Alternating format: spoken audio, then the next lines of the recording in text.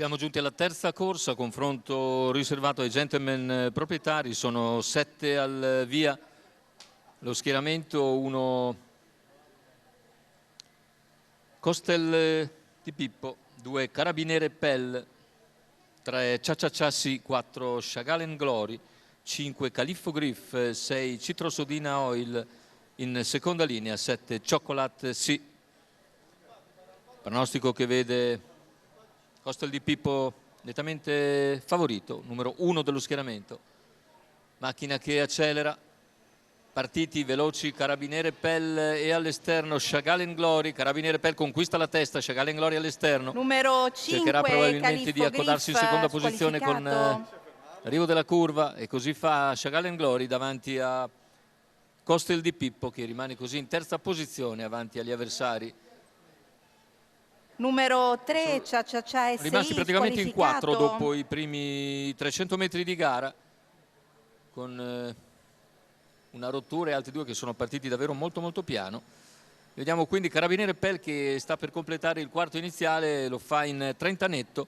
In seconda posizione si mantiene Chagall Glory davanti a Costel di Pippo, poi Citrosodina Oil a completare il quartetto dei superstiti, diciamo così. 600 completati in 46,2, in vantaggio Carabiniere Pell, che ora cerca di moderare il ritmo.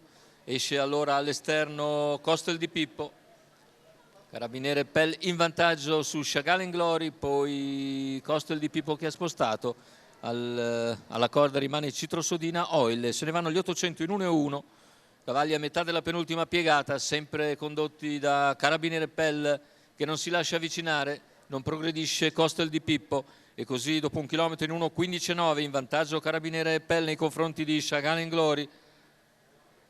Poi Costel di Pippo all'esterno, Citrosodina Oil alla corda, non viene più avanti Costel di Pippo, così Carabiniere Pell in schiena Chagall Glory, poi Citrosodina Oil. Metà dell'ultima curva superata con Carabiniere in vantaggio, allunga ancora Carabiniere Pell, ha spostato intanto Citrosodina.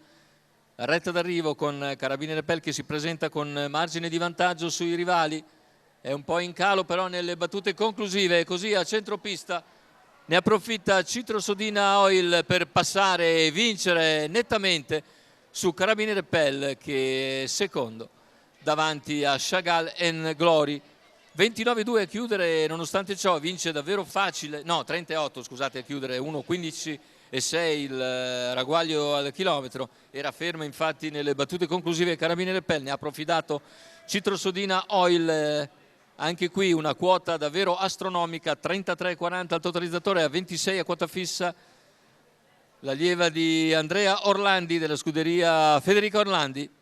Viene a vincere quindi nettamente a grossa quota Citrosodina Oil.